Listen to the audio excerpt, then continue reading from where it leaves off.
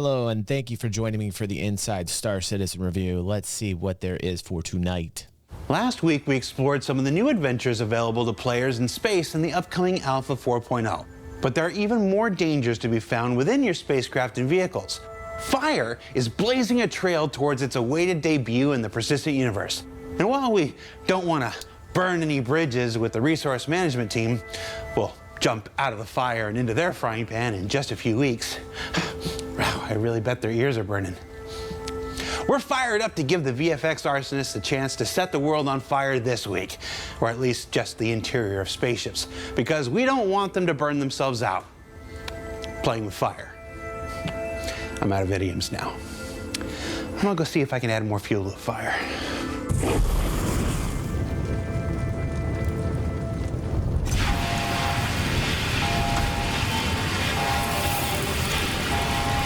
How's everyone doing tonight?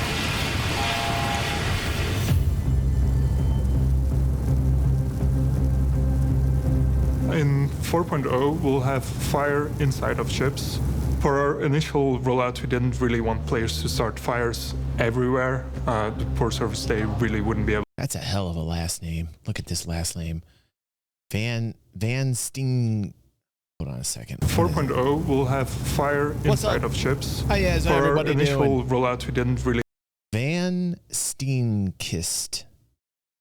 Is that German or Danish? Where do you suppose he hails from? We want players to start fires everywhere. The poor What's up, service they Limitless? really wouldn't be able to Hey, handle it, Betty, so we what's up, D-Ball? decided to Zab? focus on the interior of ships. They're Just started, smaller, Austin. more Take contained, shows. and more controlled.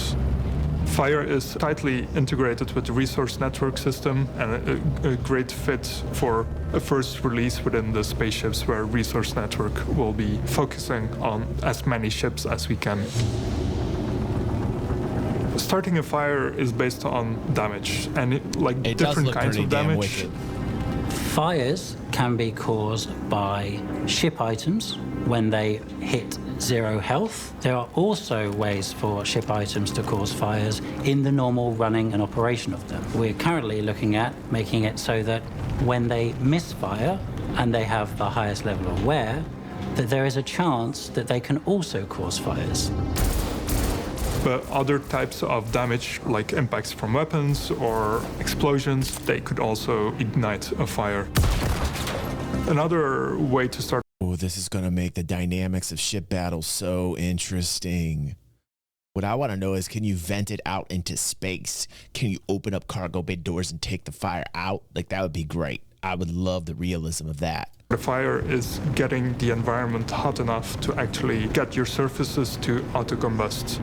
For example, if you open up your door on a really, really hot planet and the hot air starts to flow into your ship, then if that air is hot enough, and some surfaces might start igniting from that. Seriously? I could open my door and my ship might catch fire? You would need a room to reach, I think it's like 1,000 Kelvin for those materials to start to smoke. So it's something that's technically possible, but it's not likely.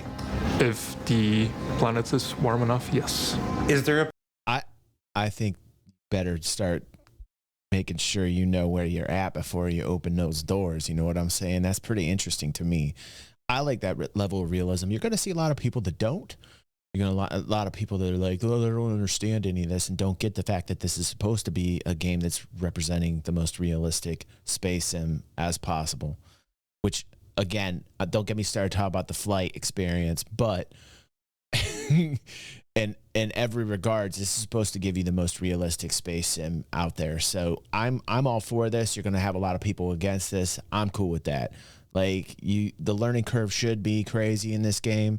You should have items just combust and flame when you open a door if the planet's really hot. You know, to me, this all makes sense. There's a lot of people already that are voicing out against these types of designs in the game, which I think is absolutely ridiculous. And these generally speaking, are people that don't understand what the game's trying to be. Is the planet warm enough to do that right now? I don't think so. Okay, I just want to be sure. You're saying systemically it's possible. Systemically as possible, Okay. yeah. It's technically possible, but very unlikely. Don't worry, everybody.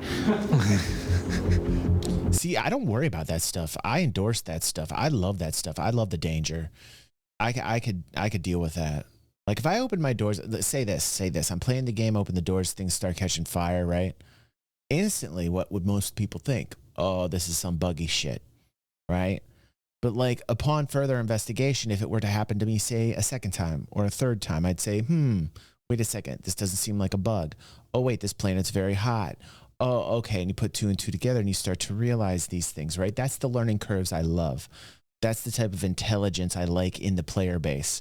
I don't want people that just come fresh from Fortnite and tell me what the game's supposed to be like. It's not the game I want. I don't think any of us here watching want that game. If you're taking advice from 13-year-olds, for instance, I don't think that's the game we're all looking for. No, I kind of want the game that is requires the higher level IQ. Part of the fire hazard system propagation is based on the fire triangle, which is oxygen. Limitless says, I draw the line at my helmet fogging up constantly. Dude, I know that is annoying. That is very true. And I was just having a conversation, Limitless, about this with my son, about my first experience paintballing. And anytime I put on these goggles with like a helmet, it doesn't matter what brand of goggles, doesn't matter the venting on them. Every time I gear up, and I have no hair to trap heat, so it doesn't make any sense. You think that the heat would just like disperse. The goggles get foggy in real life all the time, whether I'm paintballing, whether I'm go-kart racing and like high-speed electrics or high-speed gas. Like, you know, like I do a lot of things that require goggles. Goggles always get foggy. So yes, that is something that gets me a little bit upset. Oxygen, fuel, and temperature. Oxygen is tracked by the room system. The atmosphere, that is, most rooms in the universe have their atmosphere tracked, including oxygen. The fuels, they will be tracked on the surfaces, so every surface in the universe is marked up with a surface type. That surface type has different properties for fire propagation to work. Well, this looks fantastic. The heat that is usually from a ignition source is the damage that could happen, but also if you have an object already on fire, that could start a fire again based on the heat that that fire is emitting. Fire will start small if you have a small ignition point, so it will not start blazing immediately, so it will start propagating quite slowly, but if you leave it untended, then the fire will start. This is so great. Like, what other game's going to give you this? What other game gives you this? This gameplay is so dynamic. You're going inside. You are fighting the opposing organization. You get yourself into a firefight and literally fire in the ship. Just imagine when all these things start working together and dynamic server meshing actually gives us the stability that we need. Holy God, this is going to be fantastic. People want to shame you for having these dreams, for making this, wanting this to become a reality. People are going to shame you and say, oh, this is never going to happen. You're living in a dream. You know, like you have to live in this dream and work in this dream to make the dream become a reality. That's the hard work that it takes to get us from point A to point B. Point A, right? Point B. I remember theory crafting this before this was even a thing. At least we're seeing some type of progress. When people say they don't see progress, I don't understand what they're talking about. I don't really understand it. Like, do you not see what I am seeing? Because this to me looks like progress to me. It's craziness. Growing, and the more it grows, the faster the propagation will happen and the larger the fire will get. It's quite complicated to have a control over that much energy, heat. It's a balance.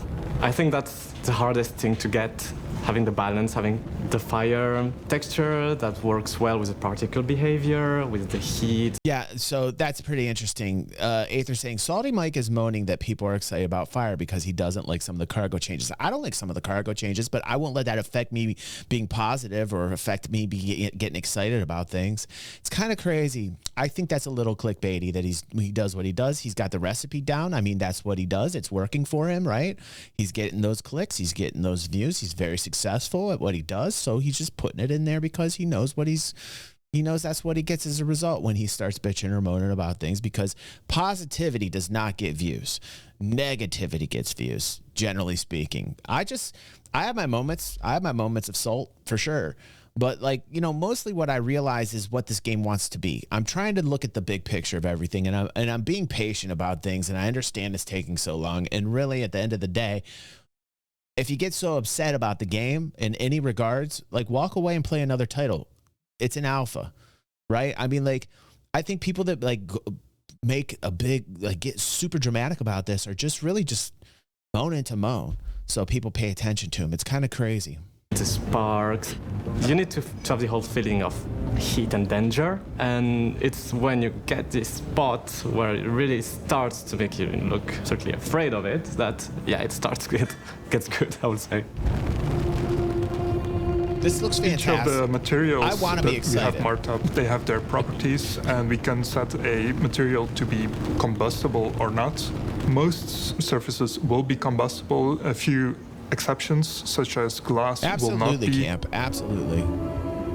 But the ones that are, especially in ships, we decided to go for a more tech approach. So even if metal itself will not easily combust, we assume that behind that metal there will be pipes and cables that can catch fire.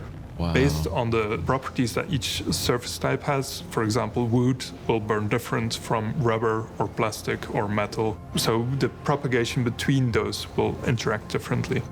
Don't worry, like, not everything will catch fire at the same time. We have these different properties that will cause different surfaces to catch fire at different times. You have to think of the other things that can also catch fire. Things like your cargo, which you probably don't want to catch fire because if it burns out, you will lose it. Other things might be loose ship items that you have laying around just in case you want to repair your ship. The player itself will not be able to catch fire, but the player will feel the influences of fire in their environment. So if you step into the fire, then you will take damage. If you are near to the fire, you will feel the heat, so your actor status will start showing up with like higher temperatures. If the fire is not managed properly, for example, your life support can't feed in enough oxygen, then oxygen will be drained and your player will start to asphyxiate. Why can't I set people on fire? Tech. Will you commit here and now that someday we'll set people on fire? I will commit to nothing. I tried, everybody. Smart man. Smart man. People will have different ways of setting fires to ships. Sanders? Hopefully other people's ships, not your own. It is important to know for 4.0 that we will not have fire outside of ships. So if you set fire to an item... Hold on, no fire outside of ships.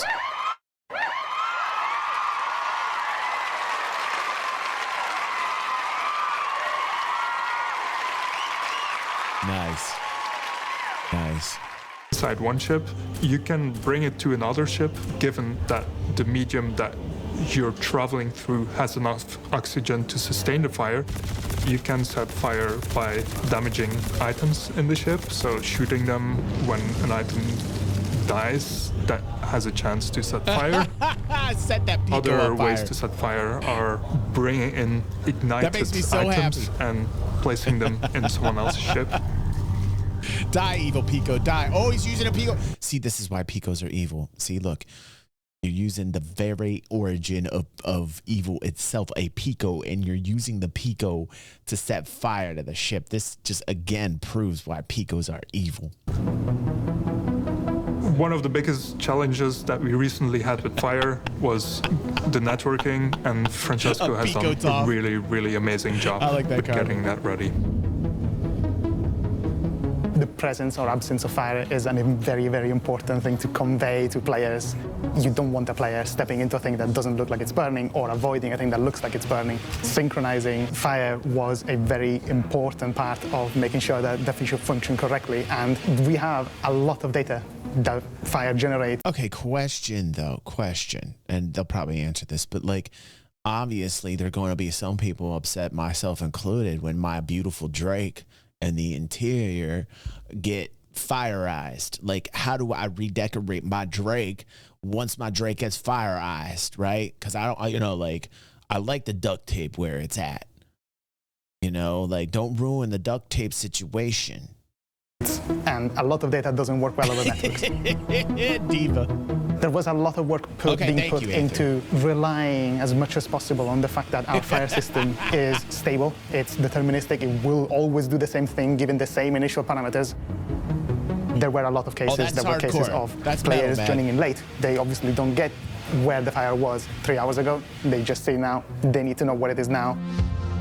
There's players who have really bad internet connectivity or servers struggling a lot, situations that bring a halt to the continuous progress of fire from one end or the other, and we need to reconcile that. So we needed a way to know. This is a whole mini game, dudes.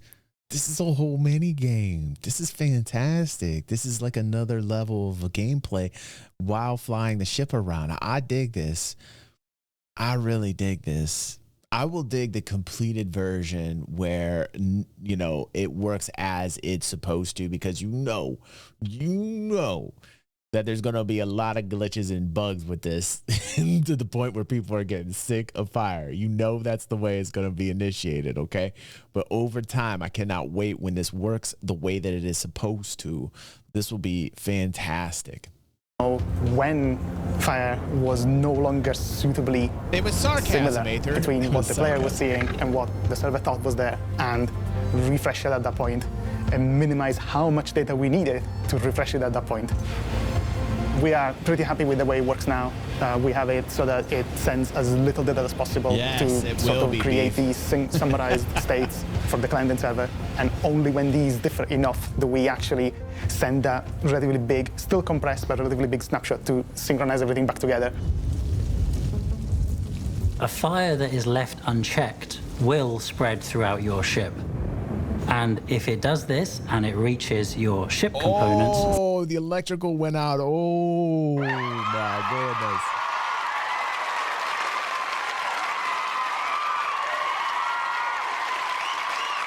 Oh, my goodness. Ooh, man, come on. System is offline. Then you'll be having a very bad day. And this could lead to your ship being both crippled or destroyed. So this means you will be able to... I think the perfect armor for this type of thing to fight fires is the Novikov, because you're already using it as a weather resistant against cold. I'm sure it probably goes to the other end of the spectrum. So like, I think there's already armors in the game, like the Novikov armor, that could probably handle fire damage, is my take on this, because I was reading Bender's comments where he says we need big fire suppression suits and giant tanks on your back. Yeah, like we're probably going to get new equipment and stuff, but like I would say, like I'd be surprised if the Novikov set doesn't do anything against this, you know. You put out fires using a fire extinguisher. Where possible, we have made sure that fire extinguishers are readily available throughout our ships.